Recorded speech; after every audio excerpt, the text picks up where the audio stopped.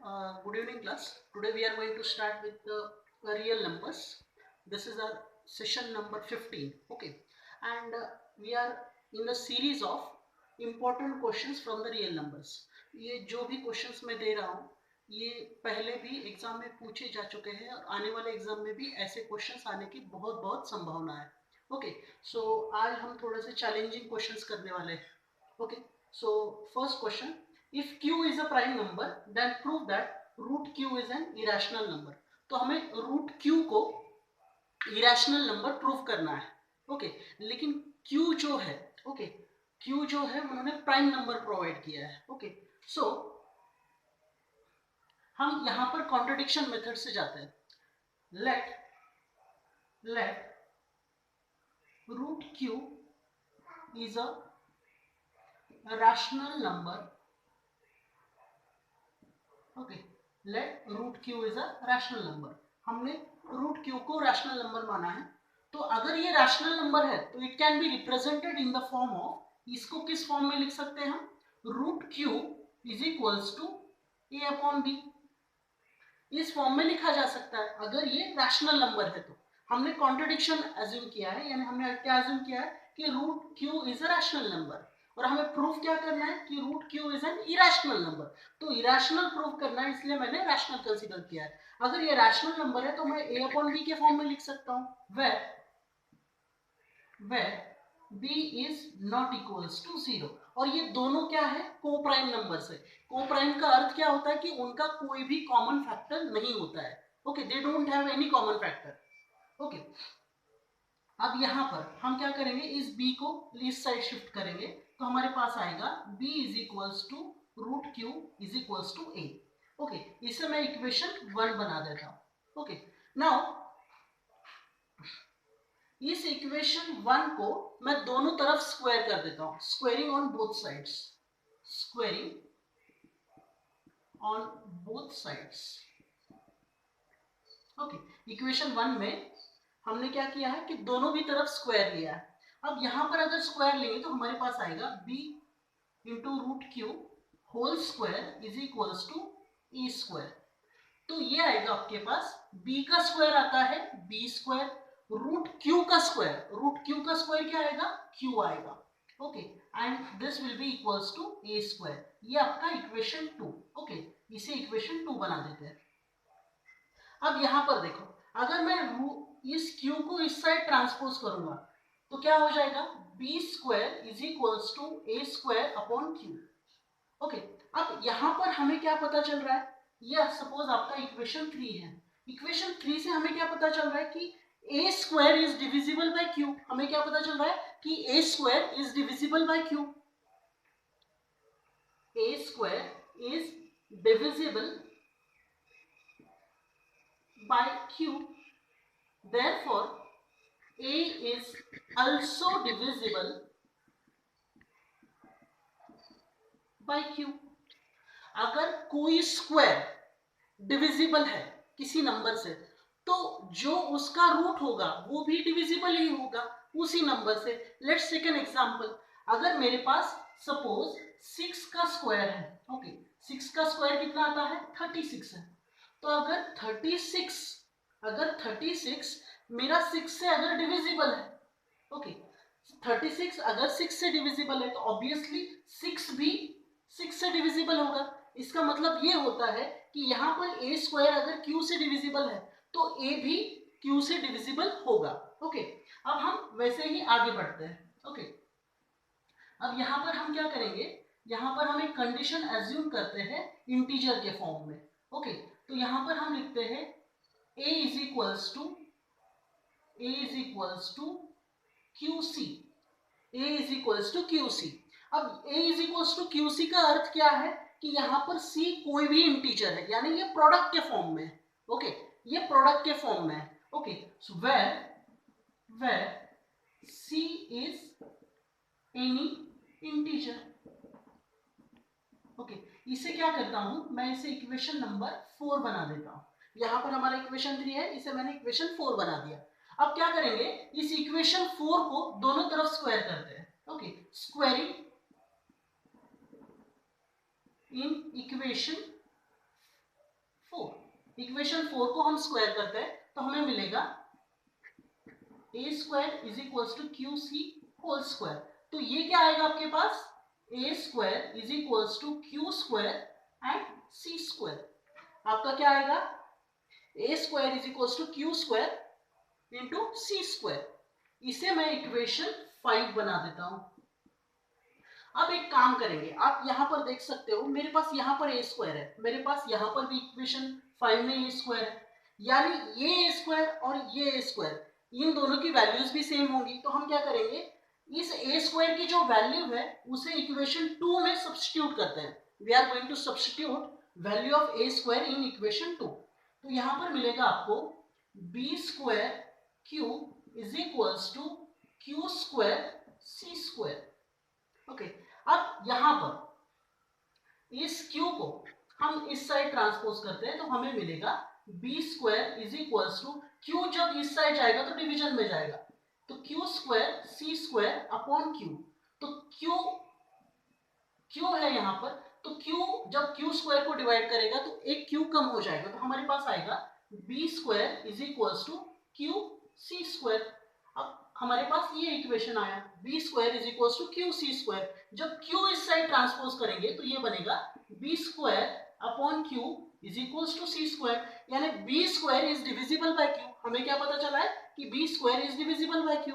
अगर b square is divisible by Q, if b square is divisible by q, therefore b is also divisible by q। b is also divisible by q, ये होता है। अब यहां पर देखो, अगर आपका a, ओके, अगर आपका a is divisible by q, okay, अगर आपका a भी q से डिविजिबल है और आपका b भी q से डिविजिबल है, इसका मतलब ये है कि ये दोनों को प्राइम नंबर नहीं है। अगर ये दोनों को प्राइम नंबर नहीं है तो इसका अर्थ ये हुआ कि यहां पर हमारा जो कॉन्ट्रडिक्शन है वो गलत है। ओके, सो हम यहां पर ऐसा लिखेंगे, as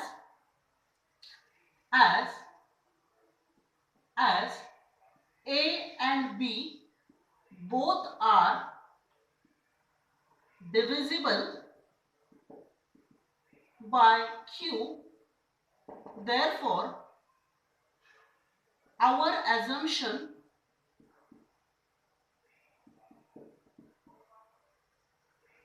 is wrong। Therefore root q is a irrational number। Okay, तो इस तरह से हमने ये कॉन्ट्रडिक्शन मेथड से प्रूव किया है। अगर नहीं समझ में आया तो वीडियो को दोबारा देख सकते हो। Now will start with the next question. हमारा जो नेक्स्ट क्वेश्चन है वो है, if the HCF of 657 and 963, okay, if the HCF of 657 and 963, 657 and 963 ये दो नंबर्स है, okay, is expressible in the form of, okay, कौन से फॉर्म में एक्सप्रेसिबल है, okay, expressible in the form of 657x plus 963 into -15। If the HCF, इनका जो HCF है वो किस फॉर्म में एक्सप्रेसिबल है, 657 और 963 का जो एचसीएफ है वो इस फॉर्म में एक्सप्रेसिबल है। ओके, और हमें x की वैल्यू फाइंड करनी है। We have to find the value of x। तो यहां पर एक काम करेंगे, हम सबसे पहले इनका एचसीएफ फाइंड करते हैं। ओके, सो यूक्लिड्स डिवीजन एल्गोरिथम से हम फाइंड करेंगे।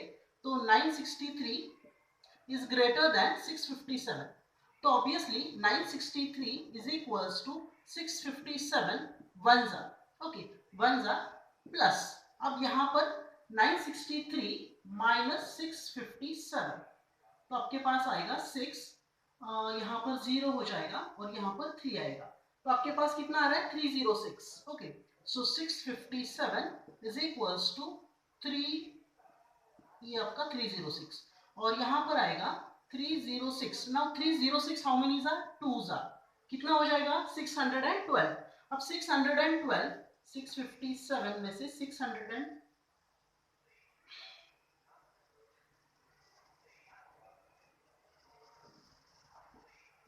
जब हम ये माइनस करेंगे तो यहाँ पर 5 आएगा, यहाँ पर 4 आएगा, तो हमारे पास रिमाइंडर कितना आ रहा है, रिमाइंडर आ रहा है आपके पास एज अ 45। ओके, अब इस 306 को इस साइड लेते हैं, 306 is equals to 45। 45 how many जा 45 6 जा कितना आता है रिमाइंडर, 45 6 जा it will be 270, 270 then it will be 36, 36 is the remainder. यहाँ पर 45 को इस साइड लेते हैं, देन 36 1 जा 36, यहाँ पर आपके पास 9 आएगा, देन 36 इज इक्वल्स टू 9 4 जा रिमाइंडर आपके पास 0 आया। तो आपका जो एचसीएफ है वो 9 है। एचसीएफ कितना है आपके पास 9 है। अब इस एचसीएफ को आप इस फॉर्म में एक्सप्रेसिबल कर सकते हैं। ओके, कौन सा फॉर्म है, ये वाला फॉर्म जो यहाँ पर रिप्रेजेंट किया है। ओके, तो एचसीएफ कितना है आपके पास 9, 9 is equals to 657x plus 963 minus 15। अब यहाँ पर 963 और माइनस 15 इन दोनों का प्रोडक्ट करते हैं। ओके, 963 एंड इंटू 15, 15 3 जा 45, 5 here 4 carried, 15 6 जा it will be 90 plus 4 94, 4 यहाँ पर 9 carried, then 15 9 जा 135 plus 9 144, it will be 9 into 9 is equals to 657x plus ये आपके पास माइनस में आएगा माइनस 14445। ओके, अब इसे इस साइड शिफ्ट करते हैं, 9 plus 14,445 is equals to 657x। तो इन दोनों का एडिशन करते हैं, 9 plus 5 it will B 14, carry 1, then it will be 5, then 4, then 4 and 1 is equals to 657 x। इस 657 को इस साइड ट्रांसपोज करते हैं upon 657 is equals to x। इनका डिवीजन करते हैं 657 से, मैं इस साइड इरेज कर रहा हूं, तो it will B 14454 divided by 657. Now 657 twos are 657 twos are it will be 40, carry 1, 10 11 carry 1, then 12 plus 1 13, 13 40, 1 3 then 1 and 0, it will be 4, twos are 13 40 0 0। तो आपकी x की वैल्यू कितनी आ रही है 22 आ रही है। Value of x is equals to 22। तो आपने यहाँ पर देखा हमने क्या किया, यहाँ पर सबसे पहले HCF फाइंड किया। HCF फाइंड करने के बाद हमें HCF क्या मिला 657 और 963 का, हमें जो HCF मिला था वो 9 मिला था। फिर 9 को हमने इस फॉर्म के सामने एक्सप्रेस किया और फिर कैलकुलेशन करने के बाद हमें x की वैल्यू 22 मिली थी। ओके, तो यहाँ पर आपको दो चीजें फाइंड करनी थी, पहले HCF और फिर आपको यहाँ पर वैल्यू ऑफ x भी फाइंड करना था। Is it clear? फिर उसके बाद हम थर्ड क्वेश्चन के साथ स्टार्ट करते हैं। ओके, थर्ड क्वेश्चन क्या है हमारा, if n is an odd number, if n is an odd number, if n is an odd number integer, okay, n is an odd integer, then show that n square minus 1 is divisible by 8. We have to prove this. Okay, यहाँ पर n जो है वो odd integer है और आपको proof करना है कि n square minus 1 is divisible by 8। ये इतना आपको प्रूफ करना है। प्रूफ क्या करना है, n square minus 1 is divisible by 8 और आपको n जो है वो odd integer दिया है। तो यहाँ पर हम एज्यूम करते हैं let n is equals to, odd integer कहाँ है उन्होंने, तो odd integer होते हैं 1 then 3 then 5 then 7 then 9 then 11, कोई भी ले सकते हैं। ओके, अब उन्होंने फॉर्म क्या प्रोवाइड किया है, form is given as n square minus 1, ये फॉर्म प्रोवाइड किया गया है n स्क्वायर माइनस 1। तो यहाँ पर क्या करना है, n की जगह पर 1 प्लेस करते हैं, तो 1 का स्क्वायर माइनस, तो 1 का स्क्वायर 1 आता है, minus 1 equals to 0। Then next हम 3 कंसीडर करेंगे, n square minus 1 is equals to 3 square minus 1, 3 का स्क्वायर 9 आता है, minus 1 equals to 8। Then n square minus 1 is equals to 5 square minus 1, 5 का स्क्वायर 25 आता है, 25 minus 1 equals to 24। Then n square minus 1 equals to 7 square minus 1 is equals to 7 7 सा 49 minus 1 equals to 48 आता है। Okay, then n square minus 1 is equals to 9 square minus 1, 9 square is equals to 81 minus 1 is equals to 80। तो हमें क्या क्या मिल रहा है, 0 मिल रहा है, 8 मिल रहा है, देन 24 मिल रहा है, देन 48 एंड 80। तो आप देख सकते हो 8 is divisible by 8, then 24 is divisible by 8, 48 is divisible by 8, 80 is divisible by 8। आप ऐसे ही आगे बढ़ सकते हो। तो सारे के सारे जो नंबर्स है वो 8 से डिविजिबल है। सो इस तरह से हमने प्रूव कर दिया कि n square minus 1 is divisible by 8 when n is an odd positive integer. Okay, so ये था हमारा आज का सेशन। कल हम आगे और क्वेश्चंस कंटिन्यू करेंगे। Thank you very much.